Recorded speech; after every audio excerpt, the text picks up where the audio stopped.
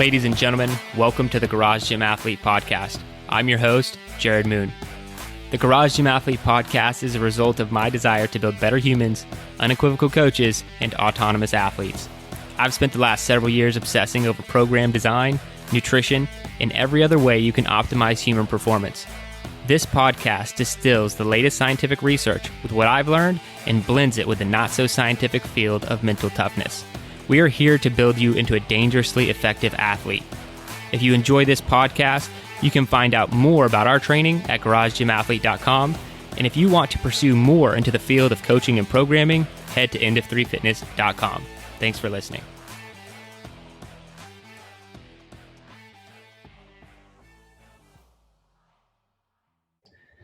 All right, ladies and gentlemen, welcome to the Garage Gym Athlete Podcast. Joe Courtney is here. What's up, Joe? Hello. And we have Stephanie Peterson. How you doing? Good. How are you guys? I'm good. Great. Glad to be talking to you. We started this new format, and I don't think, correct me if I'm wrong, Joe, we haven't had any females on since the new format started. Yeah, not since we're doing the weekly, published once a week. Yeah. So about time, right? Yeah. So I'm glad to be doing it. I'm going to hand it over to you, Stephanie. Just give us a basic intro, who you are, what you do, how you train, and all that good stuff. Perfect. I'm Stephanie, obviously. I'm married to a husband. Oh, okay. Yeah, that's obvious. Two girls. I am one of probably your older athlete. I'm 49. Looking to go into my 50s stronger.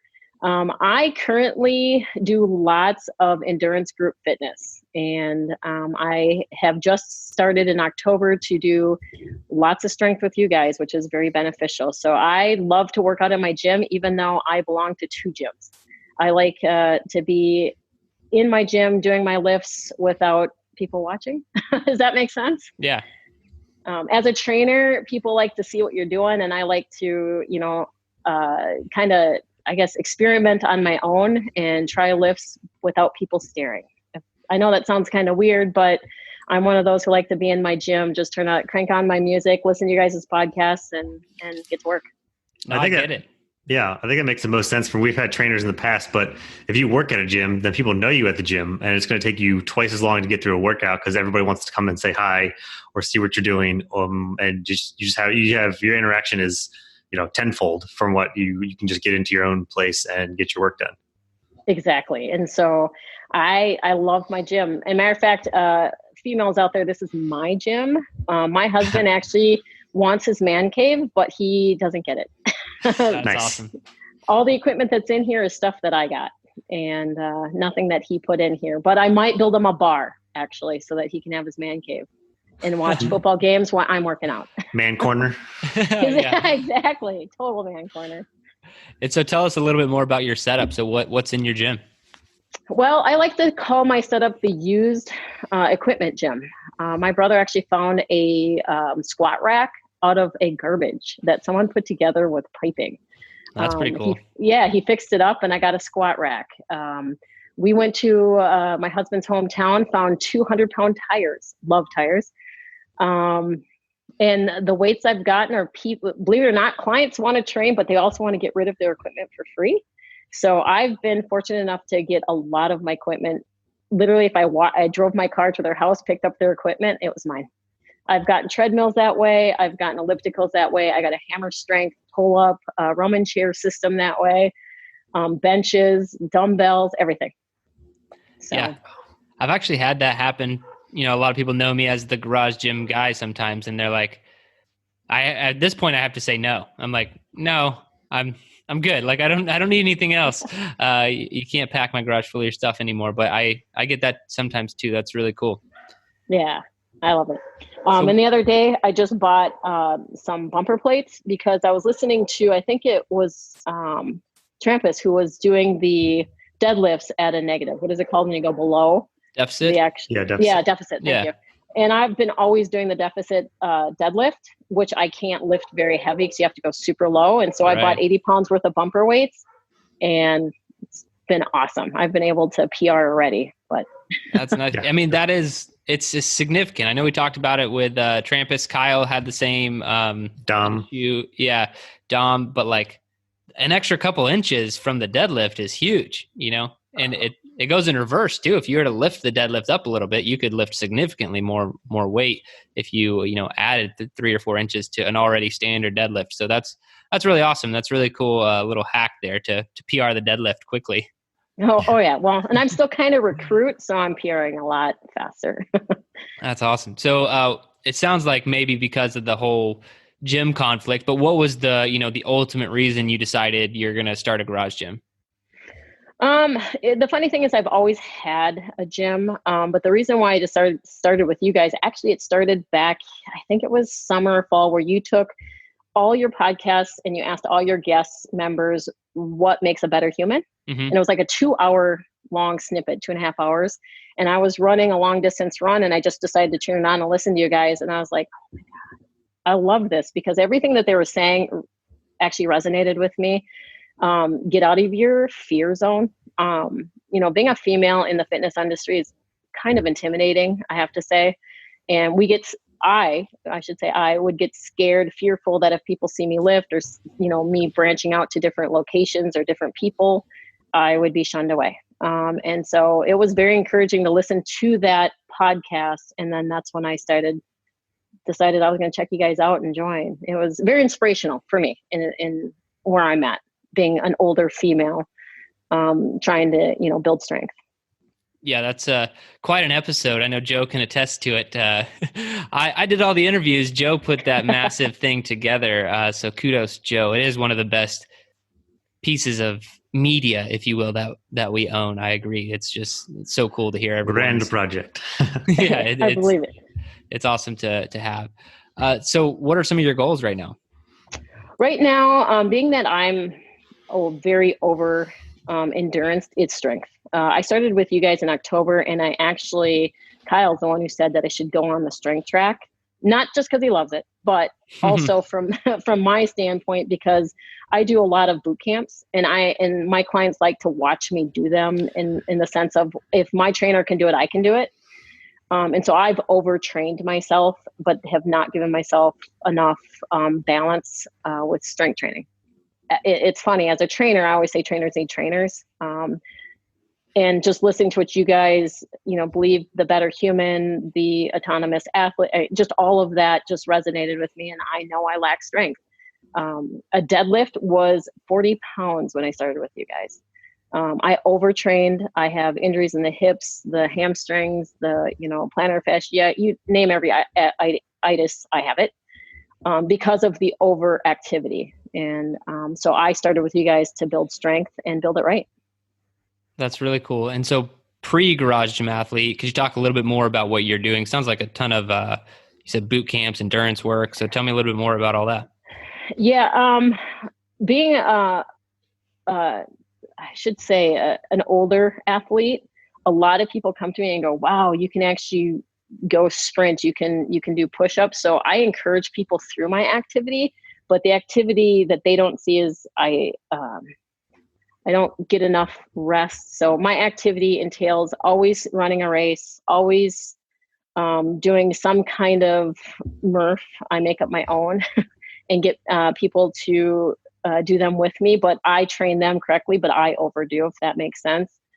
And it was almost like when I came to you guys were kind of a godsend, and allowed me to slow myself down and see that actually having rest and not always having to push myself 100% in the sense of every workout. I listen to, or I should say, you guys train to, you don't always have to push it all the time. You don't have to go 110%. It's okay to do your 60% and rest. Give your body that healing it needs. And kind of what, so yeah, I pretty much put on a lot of different types of activities that entail sprints and pull-ups and push-ups and burpees. Oh my gosh, burpees. And all my clients do them. And I injured myself through doing all of them with every class that I do and not taking that rest. Yeah, it's hard. It's hard too, because then, as that trainer or coach role, you're a leader and you feel like as in that position, you need to be giving that 100% effort every time, all out, max intensity. To to fulfill that role. But yeah, it has a cost, right? Big time. When I hear Joe talk about his hamstring, I'm recovering from that as well. That takes a while. Yeah, hamstrings. It takes a long time. I was almost placing in a race last September. A dog tripped me up. I went straight down on my hip, tore the hamstring, and yeah, it's lovely. It takes a long time. Oh yeah, it's part of the gig. You're with your clients, you're out there training, their dog trips you up. Oh, jeez. And so what's your favorite thing about training in your garage? Good question. Believe it or not, the bar. I do kettle, I do slam balls, I do sandbags, I do the bar. Oh my goodness. The barbell is just phenomenal to me. I don't know why. Well, nobody knows why I didn't start it sooner. It's definitely love lifting those weights with the deadlifts, the squats, the strict press, and this is funny, as a trainer for 16 years, I'm finally learning the clean and press and all those different kinds of moves that I've never allowed myself to learn. That's really cool. Now, what would you say the biggest struggle is for you in your garage, whether that's weather or mentally? What is the biggest struggle you run into?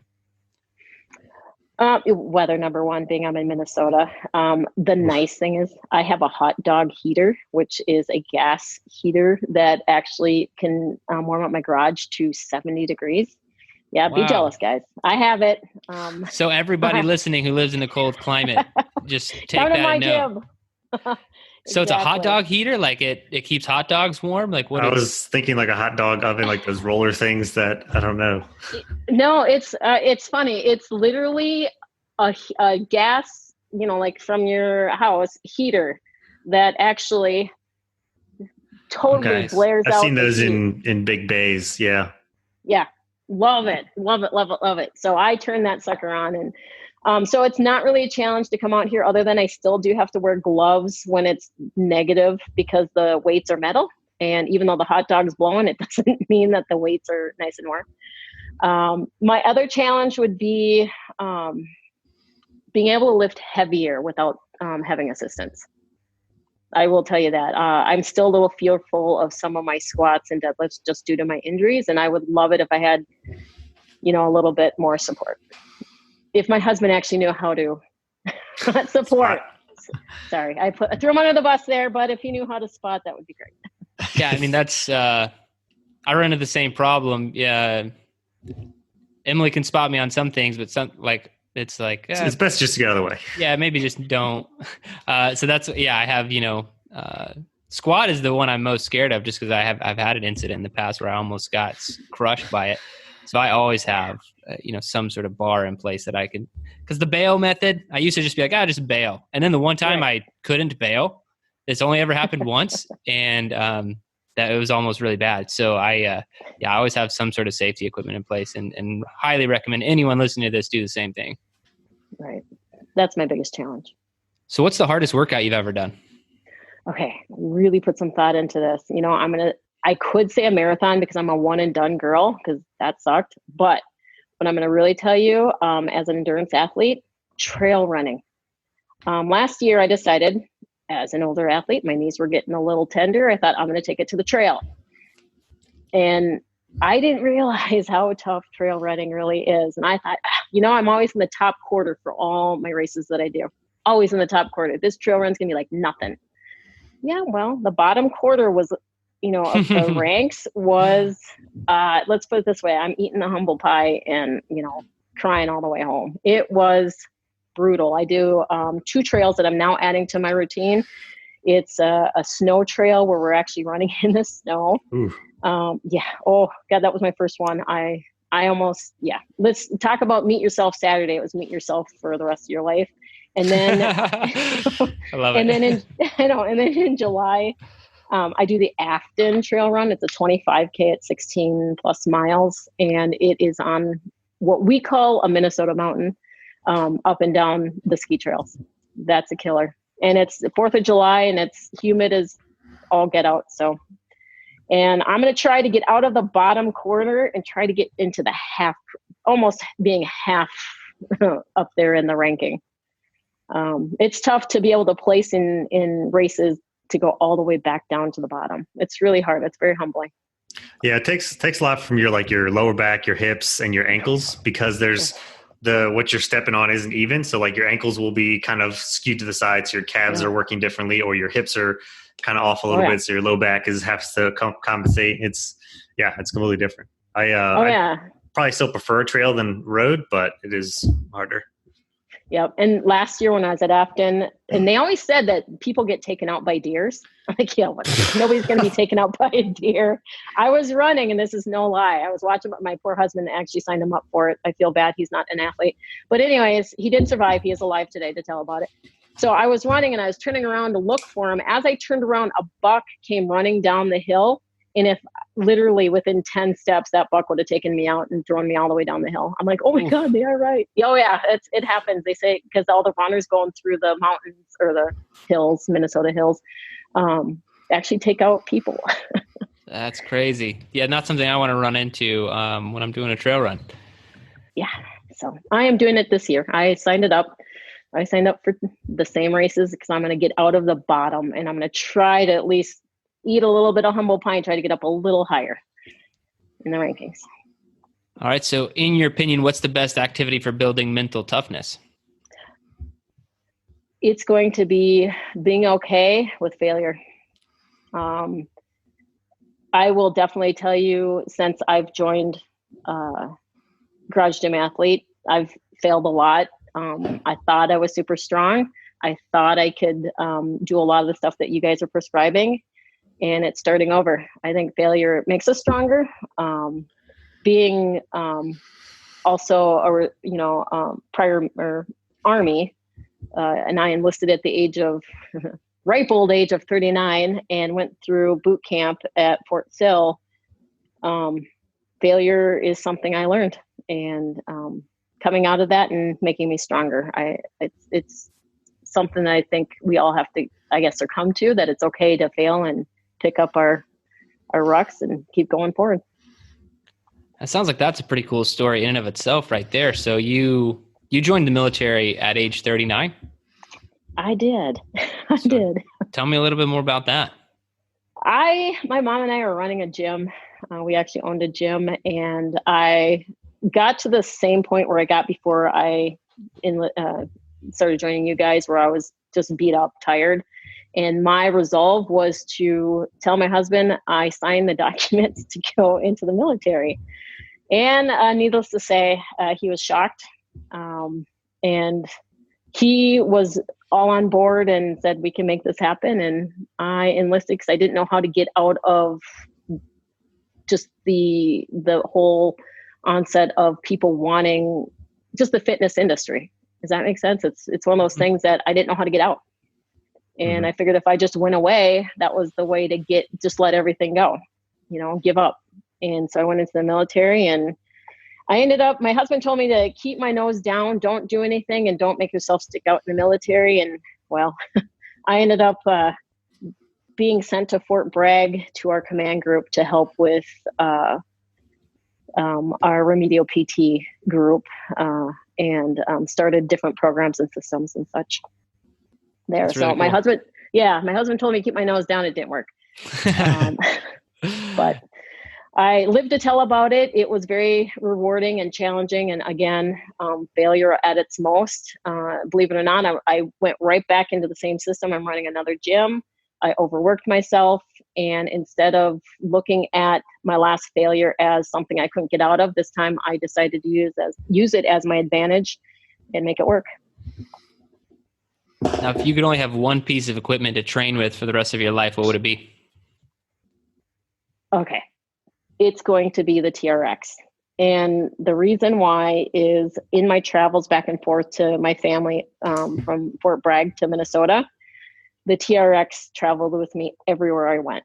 I believe body weight and different systems you can do on the TRX can keep you just as in shape as, well, not just, but as close to being as in shape if you can't carry a weight with you everywhere you go. So no matter where I go, the TRX goes into my suitcase and it goes everywhere with me.